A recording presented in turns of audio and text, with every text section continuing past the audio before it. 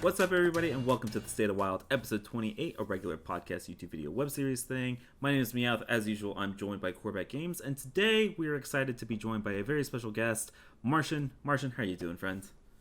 I'm doing quite well. Thanks for having me on.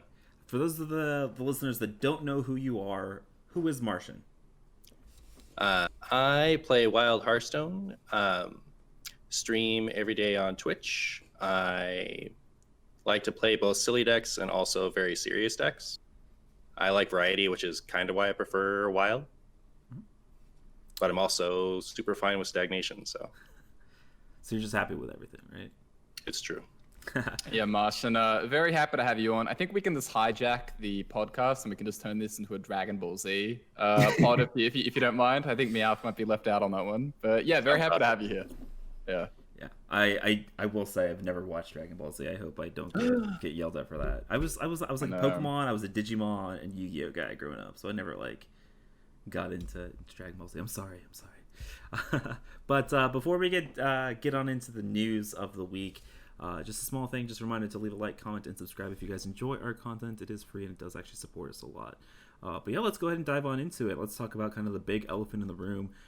So yesterday, actually, on Friday, we got a leak, and while I absolutely hate leaks because they ruin a lot of the anticipation and hype about things, we did finally get information about the MiniSet. And so what's happening is we knew that we were getting a MiniSet mid-set expansion of 35 cards coming sometime this month, and now we know that the official date is January 21st.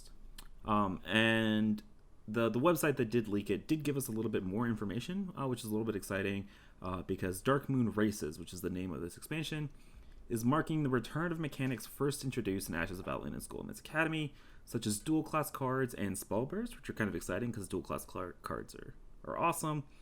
And then players that want to get all 35 of these cards can pick up the bundle for $15 or 2,000 gold, which includes one of each of the sets, 4 legendaries and 2 of all the other cards. So this small little leak got a huge reaction on Twitter, Reddit, everything, because there's a ton of information in here, which was kind of exciting. So first of all, MiniSet's supposedly coming in 6 days, and the dates kind of line up, because if you look at duels, I know a lot of people haven't really looked at duels in a while, but the duel season is ending in 6 days, which kind of makes sense, right? Because they're going to be adding this new set of cards to the duels pool, supposedly. So it does kind of make sense and lines up with that. But I think the thing that a lot of people were excited about were that you could just straight up buy the expansion of cards for $15 or 2,000 in-game gold, which was awesome. So first of all, what were your guys' reaction to the leak? Are you hyped to finally get news about the MiniSet? Yeah, so this date, the 21st of Jan, that's kind of basically what's been floated around for over a month now, it feels like. But yeah, I actually don't despise leaks. I know that you said you don't like it, but I just like getting all the good info immediately. Like, I don't really mind if we get it a little early. I think a lot of the stuff that's in the article was, like you said, really hype. Bringing back dual class is something that I was super excited about. So hopefully, for me, hopefully that's true. Like, I would really like it to see more dual class. I think dual class is also such a good way to make like a smaller card pool make such a big impact if they do revisit that mechanic and stuff.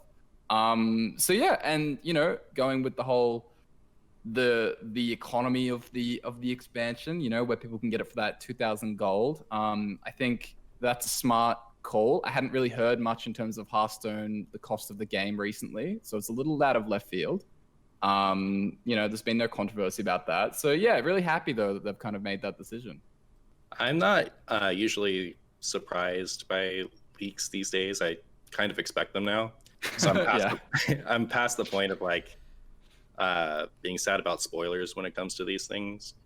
How confident are we that this is actual information and it's not just random person? I had the same reservations, right? But that's the fact that it lines up with the end of the duel season kind of makes me a little bit more confident in these. And the fact that it got pulled, maybe in 30 minutes after it was released, kind of also gives me a little bit of support towards this being real. there were also websites that sort of reported on this article. And I think that those websites would also be under embargo, like they would know whether this was real or not. And so I don't think they would have like re-reported it if they knew it was false for sure. So, I mean, I would be 99% sure that this is all like factual.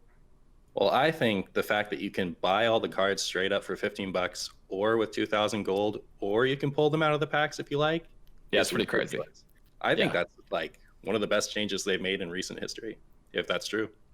Yeah, I don't know if this was as a response to the whole Battle Pass thing and they decided to price it like this, or this was like always the plan for these mid-set expansions. But the fact that you can do this, I think this is a huge win for Hearthstone. And if every mid-set expansion is like this, I think everybody is gonna absolutely love them, because not only will it keep things fresh, but it's keeping things fresh at a very minimal price, which is awesome.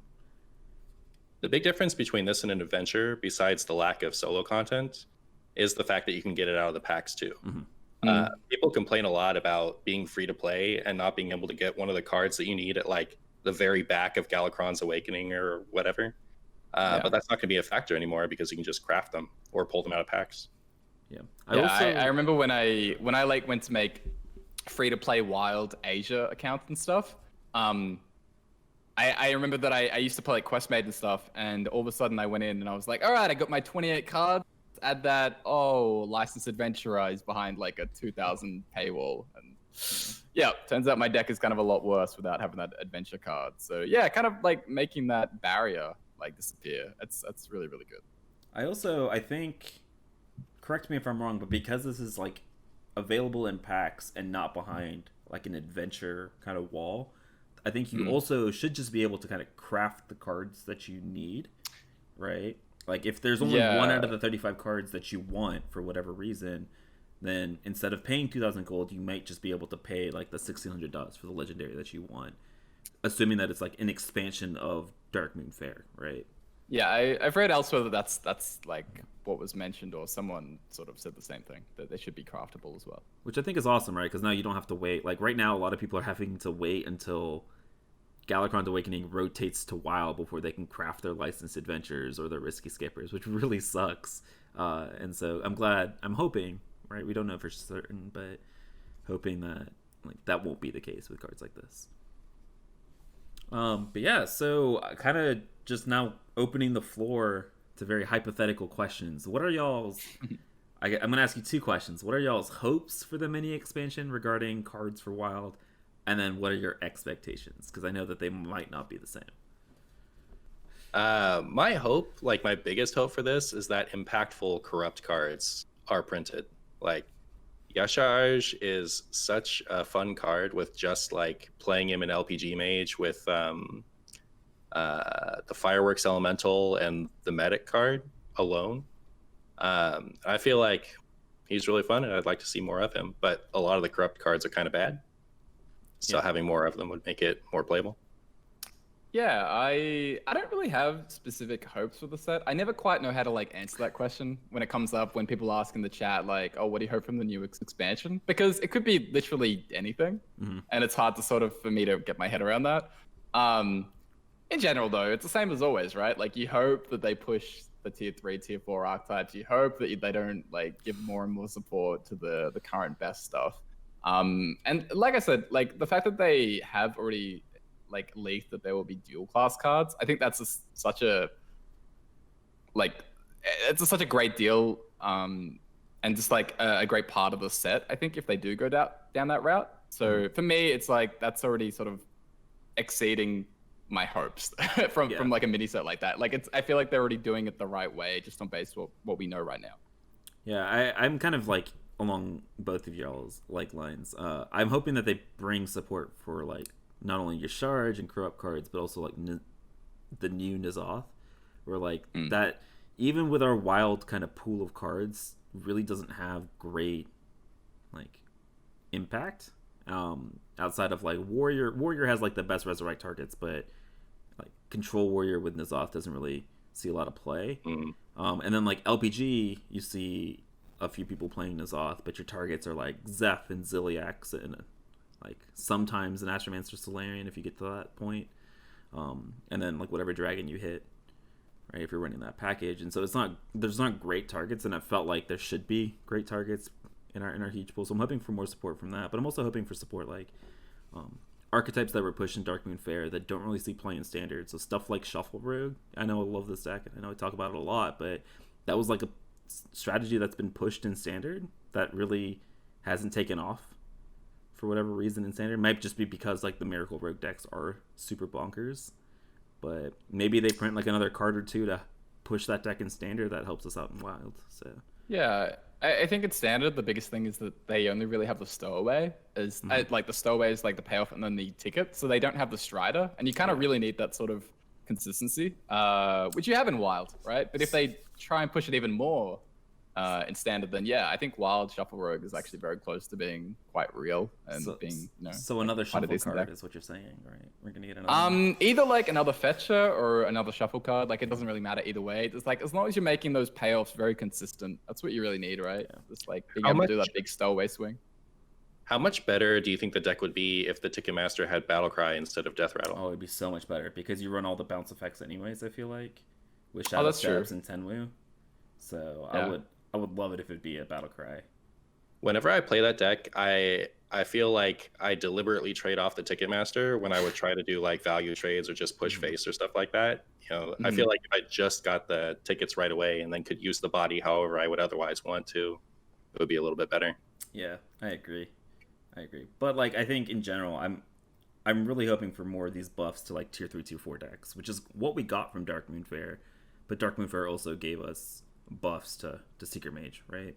So you don't really see them, but we did get a lot of buffs to these tier 4, tier 5 archetypes, and I'm hoping we get more of those. My expectations are, like, Alec did say that they did think a couple of the cards in the 35 were going to have a big impact on our format, and so I don't know what decks they think that they're going to be pushing into being viable meta decks, but we'll see. But yeah, and then speaking about Alec, let's talk about... we talked about last week when Edwin got nerfed, that they were planning on unnerfing him upon rotate. A little bit after we recorded the episode last week, we got further comments from Alec talking about how he never actually confirmed that Edwin was going to be rotated to the Hall of Fame. He made it explicit that that wasn't the case. And so it made a lot of people, us included, think about there's probably going to be something in coordination with this classic and basic set rework that they've been talking about, kind of equating to a rotating basic set. And so for those of you guys that don't really know what a rotating basic set is basically every year they will change out what's in classic and the basic and classic cards of a set. And while a lot of them might stay the same, they'll be changing up stuff. So you don't always have prep in Rogue, for example, which might let them print certain strategies in Standard without having to worry or balance them around cards like prep or Wild Growth, for example. And so what are you guys' thoughts about that? Are you excited about a potential rotating basic set? Yeah, I don't know if like the rotating basic set is what they will end up doing. I think like that's an option. I think it's also possible that they simply based off what Alex said, I think it's a real possibility that they just rotate classic and then they expand upon the basic set. They kind of just like rework that from the ground up. Okay. And they just like that way like there's no more classic, so you don't have to worry about like getting new players like getting their classic packs. And there's like a bigger card pool the players can use as their basic things. They don't have to keep spending as much, and they can just like rework every class like that. So that would be another way that I think they could do it. Either way, I think that, this has kind of been hinted at and has been coming for a very long time. So I would very much like to see it. I've been like really pushing this idea of like needing to redo classic and needing to redo basic. And it was why I think it's so regretful that when they first made Wild, they made these comments about how you'll always be able to play your classic cards and they'll never rotate and stuff. Because I think they kind of limited themselves to what was the right thing to do. And I think now enough years have passed and the play base is different. They're entrenched, like it's long-term players that play Hearthstone. And I feel like now they can finally do what they probably should have always done, which is do a more dramatic rework, which I'm very excited for. I don't dare to hope that they'll rotate the whole classic set because I want it to do that. the whole point of standard is that you can not have to design new cards around all the cards ever created, and that standard and wild can feel different. And having the classic and basic cards there eternally means that standard and wild always feel a little bit the same. And I think, like, for me personally, the time where I've had the least enthusiasm for Hearthstone has been when Baku has been in both formats, and I was always playing against odd rogue and odd paladin no matter which format I was in. So it helps a lot to have a complete separation of what cards are in the formats. Yeah, maybe a rotating basic set is a little bit too much to hope for, because that means they're basically going to be printing a new like classic set like every year or two. But I also would love to see what they could do if like prep wasn't in standard for a year, right? And see what new things rogue could get, or if Wild Growth wasn't a card in every Druid deck for all of history, what could they do with the class of Druid? And so I would love to see stuff like that. But I think the big thing is you have to be wary of cost, right? Because you did make this promise of like you'll always be able to use these cards, and if you kind of take them away and you make people buy a new classic set, I think a lot of people are going to be really mad about that. And so if regardless of what they do, I think you need to make sure that you're giving these cards for free or for a very, very heavy discount. And so that's why I think like the basic, like expanding the basic set and just rotating classic kind of makes the most sense to me, because everybody gets the basic cards for free anyways. So it makes a lot of sense. But I'm excited to see what they do regardless, because I'm expecting that whenever the rotation happens in April, usually is when it is, but whenever it happens, I'm excited for all the huge shakeups that are going to happen. I dare not to get my hopes up. Yeah.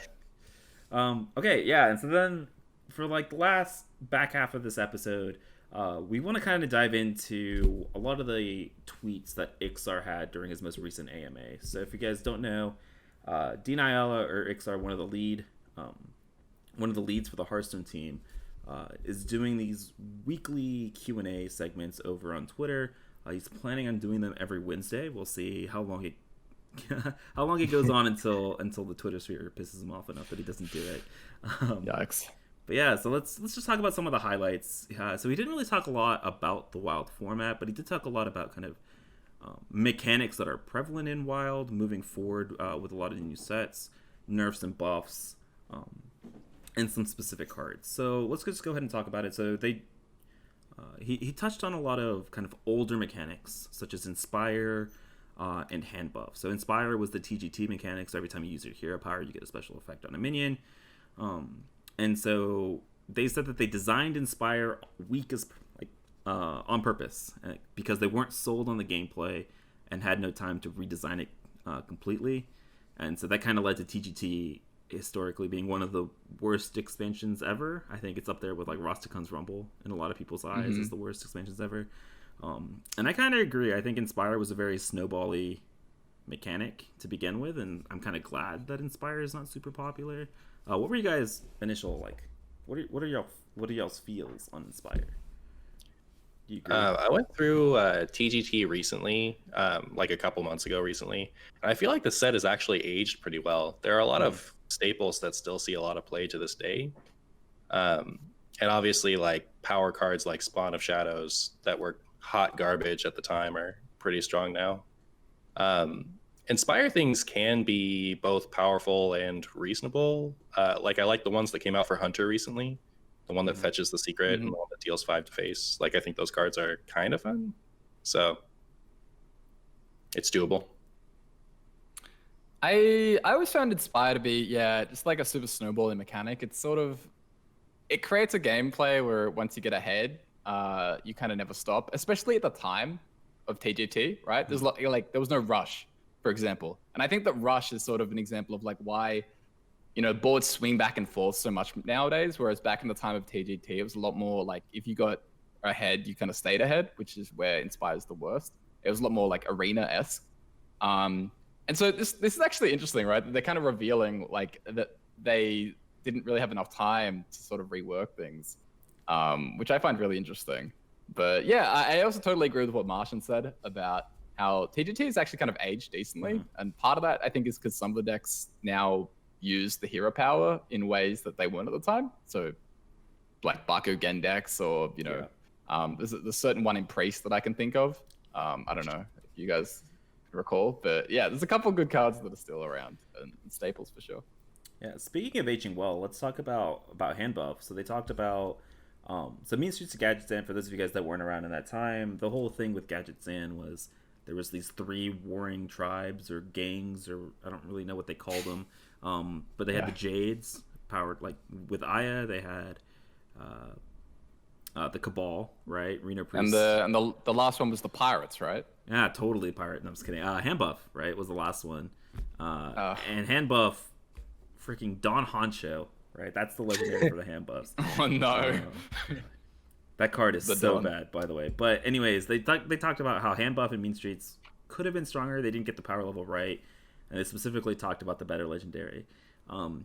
But speaking of aging well, I think Handbuff is actually, specifically Inman and his Handbuff Paladin, thanks to all the rush cards that have been printed recently, I think Handbuff is getting a little bit time to shine. I think the Handbuff Paladin actually is a very legit, powerful deck.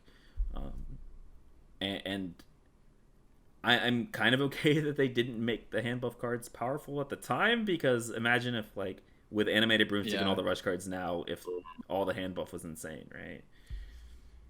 We'd be crying for Handbuff nerfs. Imagine that. Yeah, I mean, the Handbuff cards, like, they were kind of feared for Arena, and they were actually insane in Arena at the time. But the thing that stopped it from Constructed is, right, there's a big difference between stats in your hand and stats on the board. And so, like, you had really no way of sort of recovering and getting back in control, like, once you had sort of developed the stuff. So yeah, with Rush and all these little kind of things that let you sort of recover. I mean, it's a big difference, right, between what we can do now and what we can do then. So I think Handbuff Paladin, like, you know, like, Handbuff Paladin is a sleeper, sort of. It's not like the best deck in the format, but it's definitely completely underplayed, and we've seen it consistently do pretty well at high legend by a couple players. It hit rank 1 legend on NA. A bad deck can't do that, even in Wild. So, I mean, you have to give it a little bit of props, right?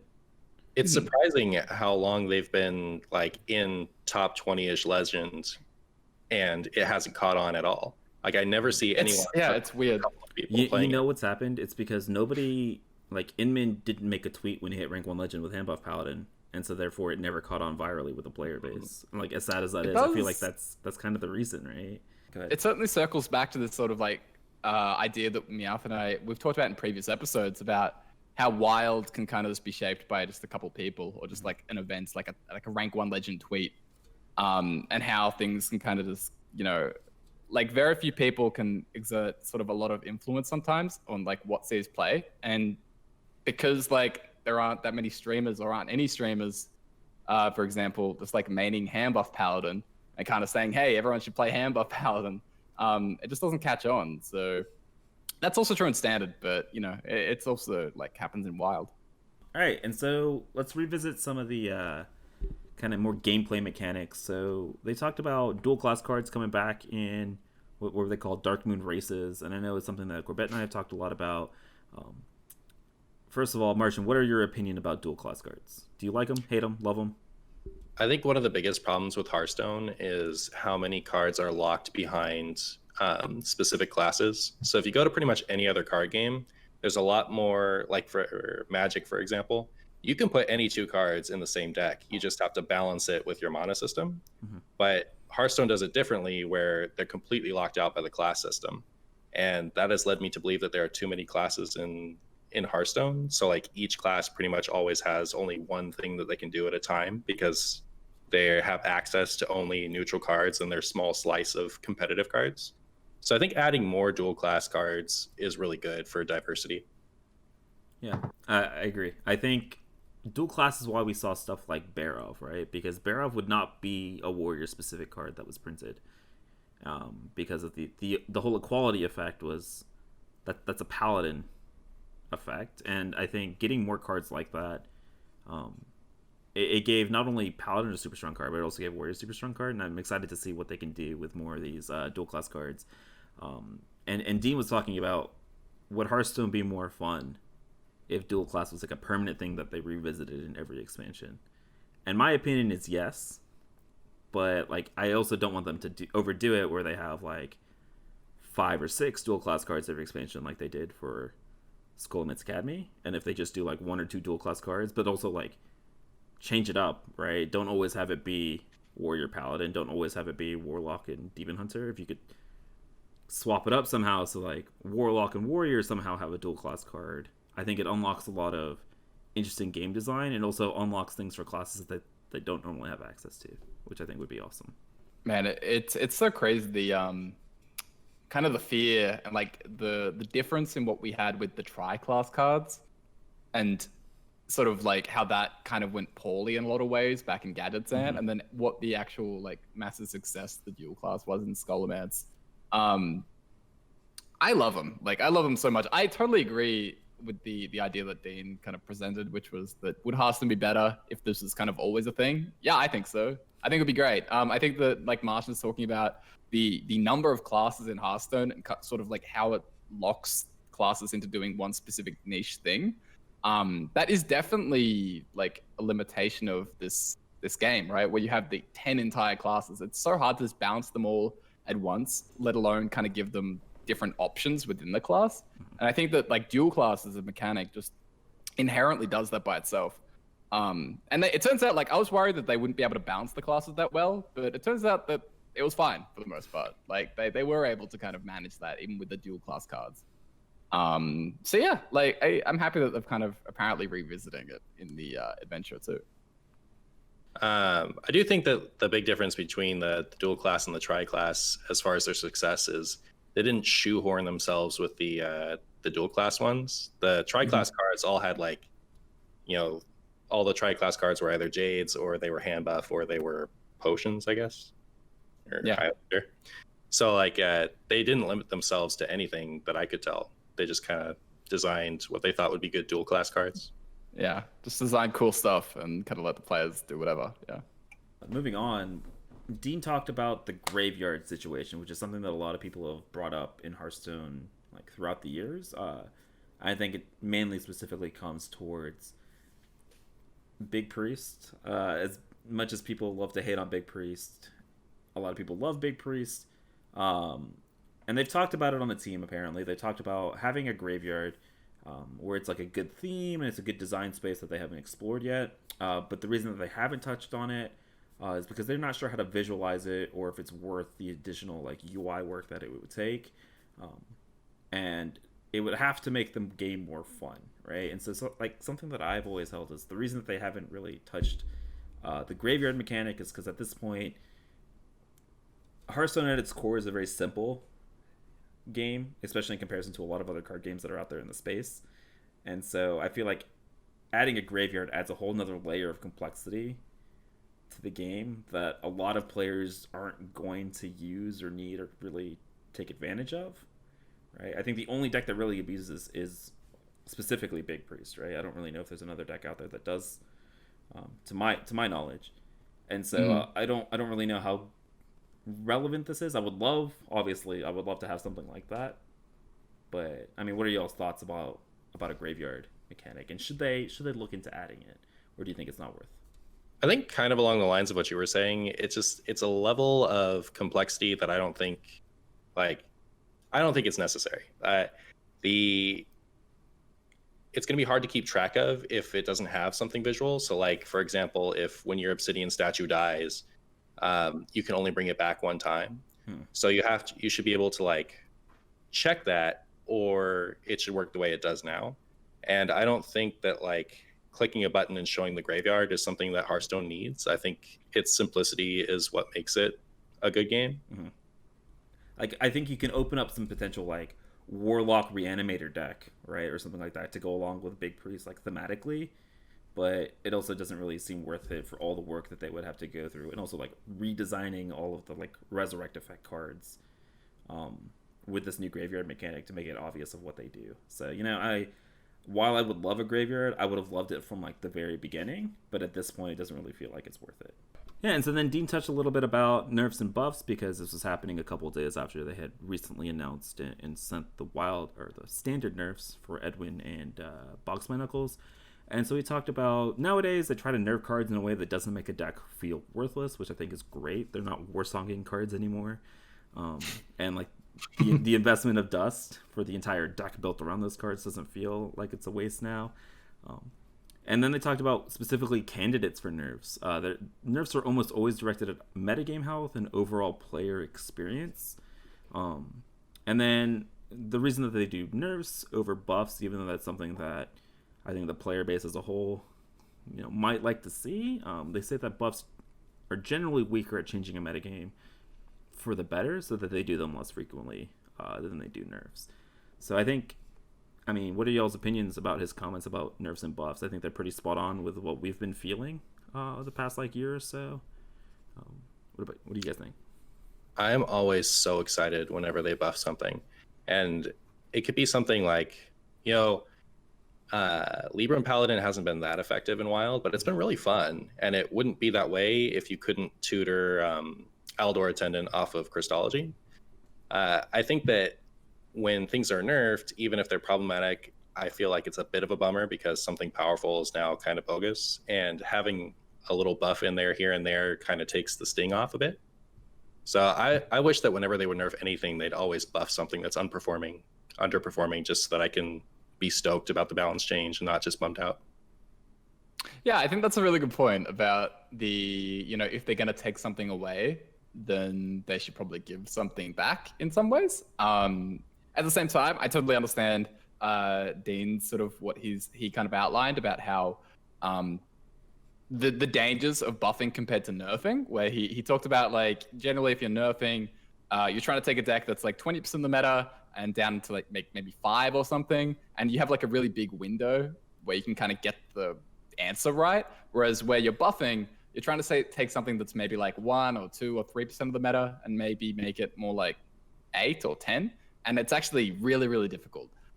So I think that when they did the buffs with Crystology and Galaxy and Extra Arms, some of them obviously hit and were good, but a lot of them were kind of really overpowered in some ways, and they kind of did some damage, I think, to the standard format. So I think the buffs in general are just really, really difficult to get right. I think that in an ideal world, you are able to do things like Totem Goliath or the Libram cards. But also the Libram cards, it would have maybe only been one more card and you would have had another nerf candidate kind of thing. It wasn't, the margin of error is super, super fine there, where Libram is such a strong archetype and standard, and it wouldn't have taken that much to kind of push it over the edge. So I think buffs are good, but they have to be done very, very carefully. And I think trickling them here and there with nerfs, for underperforming archetypes and making very small adjustments, I think that would be a good thing that we'd hope to see more of in the future. Let me pose another question, because I agree with what you're saying, but I would also say they have been doing things like small buffs when they had been doing nerfs, right? So the Libram cards they buffed while they were nerfing other cards. When they nerfed Darkglare, they buffed Totem Goliath and they buffed Arcwitch Willow, right? Mm-hmm. So they have been doing that. I would love to see them do, if they have to make wild specific changes, right? Let's say they do eventually nerf Secret Mage, Darkglare Warlock, Arena Priest, whatever. Let's say they do eventually nerf those, hypothetically. I would love to see them also at the same time give us some buffs to Hunter cards or Paladin cards that have been underperforming, right? And wild specific cards that are very obviously not at the high power level, because it gives you that bigger a margin for error, right? Because Hunter right now is so far off from being a top tier deck that I think you can afford to give them a couple of big boosts. Is that something that you'd like to see? I think that would be good, but I also feel it just goes against everything that they've kind of talked about what they want from Wild. The idea of sort of buffing these old kind of useless cards, it just feels like a complete contradiction to what the team has generally presented as their sort of vision of Wild, I suppose. The idea of some crappy 2/2 Hunter card all of a sudden becoming sort of the best card in a deck feels strange. But yeah, I mean, I'd be happy to see it. Like, if I was in charge of the team, I'd probably be buffing stuff and making these more frequent changes in Wild. But I'm not. So, we'll wait and see what we get. I would love it if they were extremely liberal about trying buffing cards that are underperforming and unnerfing cards that were nerfed for standard. They just need to be quicker to re-nerf them or unbuff them if they are problematic for an extended period of time. I think the only reason that buffs and unnerfs are scary is because they take so long to address things when they get out of control in Wild. Yeah. Now, Martian is like a streamer, someone who's like sort of in the top, like, point whatever player base in terms of like the investment that you have in the game, how much you play it and stuff. Naturally, there's always pushback in the comments and stuff, the idea that Wild is wild and that there shouldn't be any balance changes and all that kind of thing. How do you feel? Do you think that the idea of buffs and nerfs in Wild specifically, do you think that's maybe a bias because you're a person that does play the game a ton and that the team should be sort of catering towards you? Or do you just think it's like a generally good thing for the format and something that would help in general and something that they should be more liberal with, like you said? Before I was ever streaming, I had this opinion. So I'm always sad when they nerf my stuff. I'm always like, I was brokenhearted when they nerfed Raza the first time. I think they should re-nerf it. That is my opinion now. But hearing that they were going to unnerf it was like, and that was before I was streaming. So I do think that I appreciate the hesitant hand to nerf things in Wild. I don't think it needs to be quite as hesitant as it is, but I do think if a couple years ago or a couple years from now, Reno's at 8 and Void Caller's at 6, and all the cards that I've fallen in love with over the years are garbage, then why aren't I playing standard? So they need to go after problematic things when they're problematic, to the degree that some of the decks that currently are problematic, but I don't just something's been strong for too long, it needs a nerf type of nerfs. Yeah, I echo that sentiment. I would also just I always reiterate the point, just because it's Wild, right, doesn't mean that it can't be balanced. And that doesn't mean that we can't have strong decks. It's just the strong decks are in balance with other strong decks in the format. But I also would say that a lot of people are hesitant for nerfs because they don't want their powerful stuff being touched. But I also isn't that even more reason to give us buffs in the format to experiment with those? Because I don't think anybody's mad or going to be mad that certain cards are getting buffed, because most of the time they probably don't own that card anyways, right? And I think it'll change the meta up maybe a very minimal amount, but it gives people more toys to play with, and maybe occasionally you'll make a deck more viable. So that's just kind of my general opinion. But speaking of nerfs and buffs, let's talk about Animated Broomstick. This is a card that's been on the tongue of a lot of people in Standard and Wild. And so Dean was asked about that and his opinion about the power level of the card. And he's talked about Animated Broomstick has been discussed, but it's interesting and it makes the game different as the reason for why they haven't touched it yet. Martian, what is your opinion about Animated Broomstick? I know Corbett and I have talked about this a lot recently. What is your opinion about this card? It's 1 mana, it's a neutral, it gives your entire board rush. If not all of those things were true, I might like the card, but it's in neutral and it costs 1 mana. So every time anything is easy to get onto the board, Broom breaks that card. So I think that it pushes the format towards it disincentivizes you to actually fight for the board, to try to have a presence, because as soon as your opponent is able to put anything on the board, it can trade into your stuff. So I think it pushes the meta in a direction of hyper aggro and combo, which are things that I like to be in the game, but I don't like them to be defining the game. I think giving decks that haven't historically had comeback mechanisms and giving them a comeback mechanism in addition to the ability of not having to fight for board, and then all of a sudden you get the board back without having to play a board wipe in your deck, I think is a super powerful card. It's also a flavor fail. It should give 1 thing rush. Or at most 2, right? At most 2. Well, there's no way that 4 giants can ride on a freaking broomstick. Okay? There's no way. Typically you see 1 witch on a broom, right? Yeah. So I would say give it I've heard the adjacent minions. I think like giving 2 giants rush is still a giant too many. But like it could give one thing rush at 1 mana and have rush itself, and I think that would be still at least kind of strong and not busted. Well, let me press you on this. Do you think that it makes the game different? Do you think it makes the game more interesting, like Dean says in his tweet? I do think it makes the game different. I think it makes it less interesting. I think having decks fight for presence on the board is what makes Hearthstone interesting. That should at least be part of every game's like every game's how it plays out is people trying to stick something on the board so that it can attack and trade the next turn. And I think rush is good when it's designed well, but I think like one thing that gives your entire board rush is just way over the top. I think there are some matchups where Broom actually makes it more interesting and some where it doesn't. For example, in the Darkland Mirror, I think Broomstick is actually probably the most important card in making that matchup feel somewhat engaging. Because if the matchup was just like whoever vomited out the giants first wins, and like there was nothing else the opponent could do, then it'll be much, much worse than now, where, you know, at least now, if like the second player pops off, they can at least swing the board back and sort of like trade giant for giant and, you know, kind of go even. But against something, you know, different, like Odd Paladin, you know, Odd Paladin to Dark Lair, I don't think the Broomstick makes the Pally go, oh, wow, that was a great game. That was really fun. So I think it just depends situationally. Like in matchups where swings are important, otherwise the game just ends, it's good.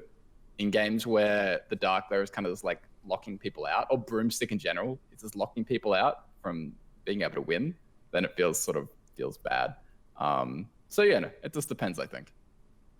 I think the Dark Lair Mirror, you could do Sun Fury Protector and or Shadow Flame to kind of get that same interplay going on. Like, I think they do have some ability outside of Broomstick to have interplay with each other, but it's not worth exploring because you have 1 mana, give your whole board rush. Yeah. Yeah, I hate the fact that like moving away from Dark Lair, that a lot of decks have kind of been built, like have built their namesake on being able to keep other decks off the board, right? Because board presence is such an important strategy for a lot of aggressive decks right now. And so like that's why even Shaman used to be such a powerful deck, is because it could keep other decks off the board. And now with Broomstick it feels like, well, I've kept this Odd Paladin off the board for 4 turns, but then they went Barker, double loss in the jungle, Broomstick, and now all of a sudden I don't have a board anymore and there's no way I can come back, right? And so it kind of, I feel like, removes the role of a lot of decks and cards specifically from the metagame, just because now you have ways to come back into the game, which I guess that's not a bad thing, but I'm also like, I don't know, do you think giving decks like Odd Paladin a way to get back into the game is a bad thing? Or like letting Odd Paladin have a clear weakness of, if I can keep Odd Paladin off the board, then it's good. But Odd Paladin is so good at getting on board that's its strength, you know? I don't know if I'm making a ton of sense here, but I think it just depends, like, whether what you're doing is sort of like scaling in a fair way, right? There's obviously a big difference between 0 mana 8/8 giants coming down on the same turn as Broomstick and a couple 1/1s. So yeah, I just think it's like in some decks Broomstick feels like a good piece and can be interesting, I suppose, but in other ones, in other situations, it's not.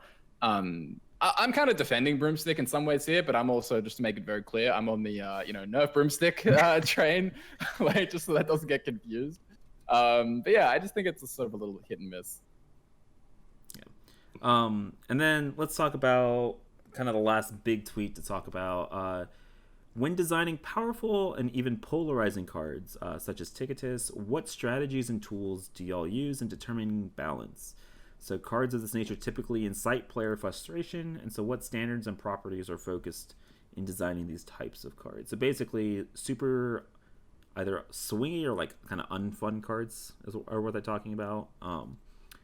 And so they talk about the fact that some people do love playing these cards. As many people that do hate playing these cards or playing against them, there are those people that do really truly enjoy playing them, right? It's like the big priest scenario all over again. And so they play your game because these cards exist. They are mean and they like to do mean things, and the idea of destroying their opponent's cards gives them cackle-worthy joy.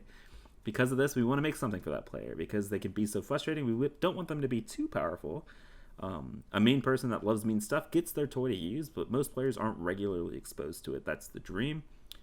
But if Ticketus was meta and was in 20% of decks, you're skeptical, or he's skeptical that it's good for Hearthstone, in the same way that it wasn't great for Shuttlewalk being a tier 1 deck, or for Freeze Mage to be the most popular thing. So probably along the same lines, stuff like Turtle Mage, right? This is probably the reason why they nerfed Turtle Mage. They didn't want Turtle Mage being 20% of the metagame. So what do you guys think about this statement? Do you guys think that cards like Tickets should be in the game? And if they should be in the game, should they be powerful tools in some of the best decks in the format? What are y'all's thoughts? I think I like those type of strategies. I like Nosferatu. I like doing the brand Nosferatu Zola shenanigans. I think maybe one of the problems with Ticketus is how good of a tempo play it is once it's corrupted. So you're playing an 8/8 in addition to destroying a bunch of your opponent's stuff.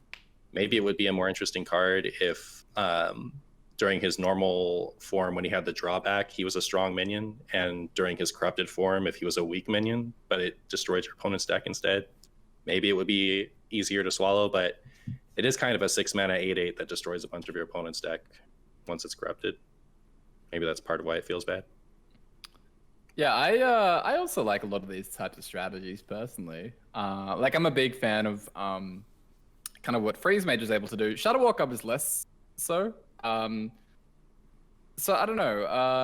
I think in general though, what he's saying is all spot on, right? Like the idea is, hey, how can we make the game the most fun? And while there's definitely people that like these sort of strategies, it's about sort of like appealing to the masses in a lot of ways.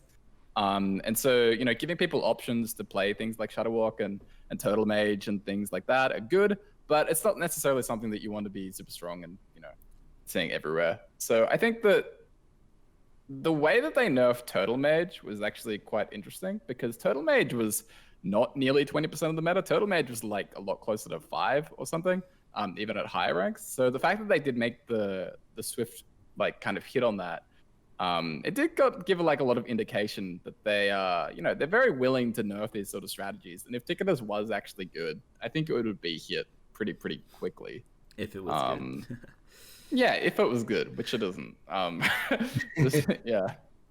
So what I just got from y'all's two answers is you guys are both mean people, right? You're the mean people that Dean's talking about. Yeah, pretty much. A little bit. Yeah. I mean, I like cards like this. Like I like decks like Shuttlewalk Shaman and Freeze Mage, where like at the ultimate end goal you have this super degenerate way of winning the game. But I like them as long as they are like counters and answers in the metagame. Right, and I think right now, like the answer is, like Dirty Rat the Ticketus before they mill your deck, but then you're Dirty Ratting an 8/8, and you're like, okay, well now what? So, that's always my drawback. Like I'm okay with these cards printing because, like, while I generally don't love playing them, I know that some people do, right? Like, and you want to print cards for everybody to play and have fun, but if there's not a good way to answer the super mean strategy, then it gets really annoying. Their philosophy is how I feel about like random created by the way. Like I'm totally cool with Yogg-Saron being a card. I just don't want it to be remotely competitive.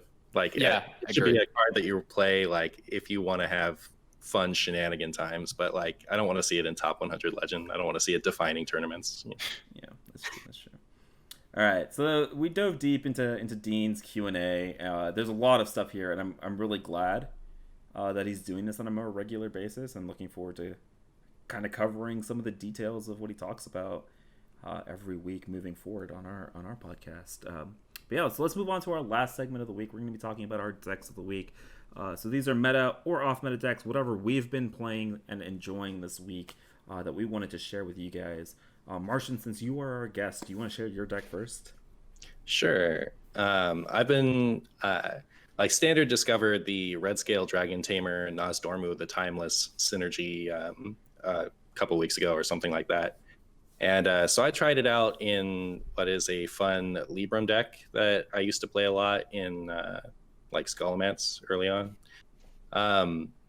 It's really fun to be able to go to 10 mana immediately. This deck used to have Uther Beardo tour guide in it, but I felt like I got to 10 too quickly without assembling my pieces, so I cut them for just the Aedis combo.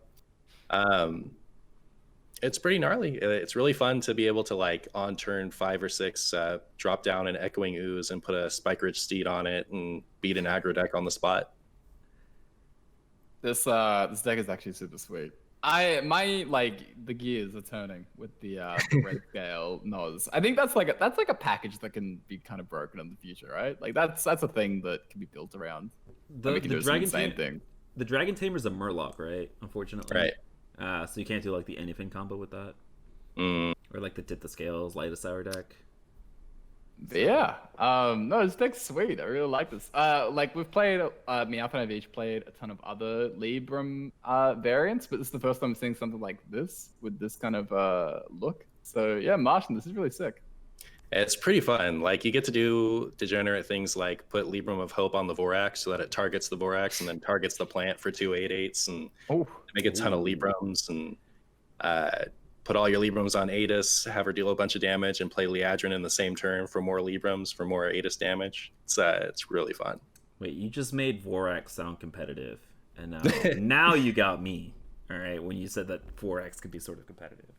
Yeah, I crafted the Vorax Golden a while ago, and I referred to this as Vorax Paladin. So he's pretty legit. He's kind of a pet card. I'll add that disclaimer, but Echoing Ooze I think is like, you can tutor it with the Crystology, and it costs 2 mana, which is half as much as Vorax. But Vorax has a lot of games where he really shines. I'm excited to actually try this out. This actually looks like a lot of fun. All right, Corbett, let's talk about your weekly dust bait. What you got for us this week? Oh, I have beautiful Biteweed for you guys. Some fantastic dust bait here. It's kind of just like a wild take on the standard Miracle Rogue. So it's kind of building around that whole Edwin Foxy package. But in Wild, we get access to a couple of really sick cards. One, we have Biteweed, aka Baitweed. Just sort of like Edwin Van Leaf. It's the mini Edwin. Works really, really well, actually. I was originally using the Questing Adventurers, like in Standard. And then someone in my chat was like, hey, what about this card? Because it actually combines well with Foxy. And yeah, it's actually been really, really fun and like super sick and actually effective. In Wild as well, we get the counterfeit coins, which can kind of allow for some more insane early game pop-ups, like a juicy turn 1 Edwin that's like a 12/12 or something, which is good. Even post-nerf. So yeah, this deck has been a ton of fun. If you've been playing the standard version of Miracle Rogue and you kind of want to try something a little similar in Wild, I'd give this a shot. How crazy is the Whirl Kick kind of variance? Because I know in Standard it's not terrible, but in Wild I feel like there are so many bad combo cards out there. Do you find yourself like actually happy to be playing Whirl Kick, or is it just more for gas for the Biteweeds and the Edwin? Whirl Kick is something that I'm kind of just testing. I did have Minstrel in here before the Whirl Kick. Similar idea, right? Just like refill, but the Minstrel felt quite clunky. So I kind of went away from them a little bit. So yeah, Whirl Kick is something that I'm kind of just like testing, and I might end up replacing it if I can find something else that gives value. What about that 5 mana 3/2 that draws cards for combo for every other card you played? Yeah, that's one of the cards you never want to see off the Whirl Kick. So I don't know if you actually want to put it in your deck. Okay, damn. I don't even know the name of the card. I can see it in my head, but I don't know the name of the card. So. I think I played it probably 4 times today when playing Standard, and I have no idea what it's called. All I know is like, in my head I refer to it as, oh crap, not that again. So. And then the roles have completely swapped. I'm bringing probably the closest thing to a meta deck out of the 3 of us, which is weird. But I've been doing a lot of meta deck roulette on my stream, so I haven't been playing too many things that are super kind of out there or fun. But Pirate Warriors, so this is a deck we talked a little bit about last week when we were talking about the Vicious Syndicate report, about how it looked like maybe it had this role as like a meta game, like a meta breaker. And I've been playing a lot of it, been doing a lot of kind of messing around with the list, specifically testing cutting class and voracious readers and stuff like that. But dude, Pirate Warrior actually feels like legit. It has game into Secret Mage. It has game into Dark Lair Warlock. You just really don't want to see Reno Priest. Okay, that's the one deck you don't want to see because, just traditional Reno Priest things. But the deck is a ton of fun. The Sword Eaters, man, this card is so good, dude. I don't know if we slept on it during card reveals or we just kind of assumed it was too expensive for Pirate Warrior.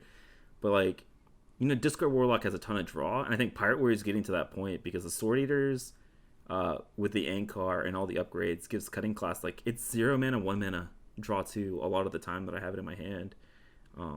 It's been a lot of fun to play, and it's it's actually probably the deck that I've been enjoying the most, and I never thought I'd say that about a Pirate Warrior list. So I hope Sword Eater makes it to Wild without getting a nerf, because I actually think it's the fun kind of strong, but it is powerful enough that I almost expect it at some point. Yeah, it seems like it's just under the threshold where I think it can sneak by. Yeah, I mean, Warrior went an entire year without seeing Risky Skipper get nerfed. I think it can handle Sword Eater for a little bit.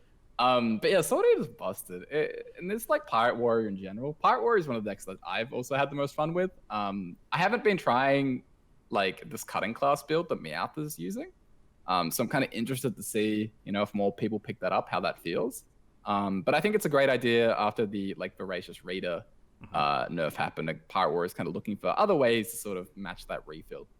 I think Pirate Warrior is one really good 2-drop away from being a very good competitive deck.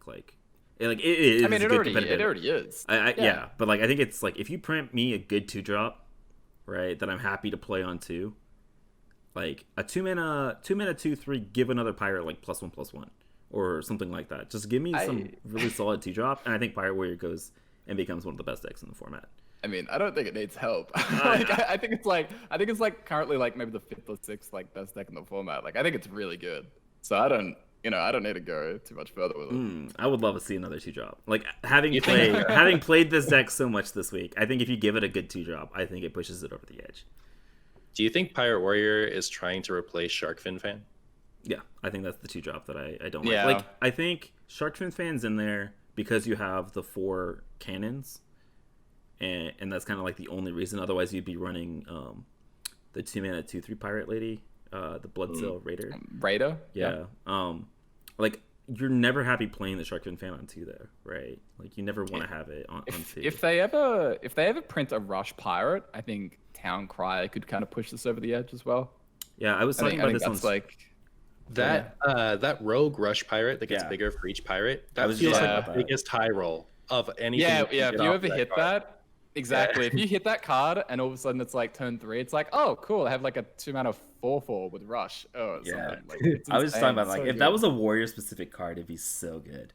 Or even honestly, even the stealth rogue pirate, the 1/3 that draws you a card. It's also one of the bigger high rolls off of Sky Raider.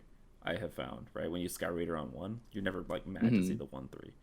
But yeah, I think you just give it a good 2-drop, and you're ecstatic, and then people are going to be complaining for Ankar to get another nerf, or something like that. Also, can we just reflect for a second how awesome it is that Crag is a thing? It's just a common thing now in Pirate Warrior. No one really questions it. It's oh yeah, Sky Captain Crag in Pirate Warrior. I love this. It's become a thing. Yeah, it is a TGT card, right? Yeah. Damn. TGT, yeah. This is why I don't dust anymore. I say that, but I had a Golden Crag from when I played in TGT, and then I dusted him, and then I had to recraft him for Pirate Warrior.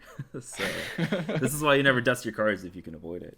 But yeah, that's gonna be it for our decks of the week, and we'll be doing State of the Wild episodes every Sunday. So if you guys enjoy these episodes, make sure to drop a subscription and share with other people out there. And just a reminder that we're also on Spotify, Apple Podcasts, and all your podcast distributors. If you want to listen on the go, make sure you guys check us out there.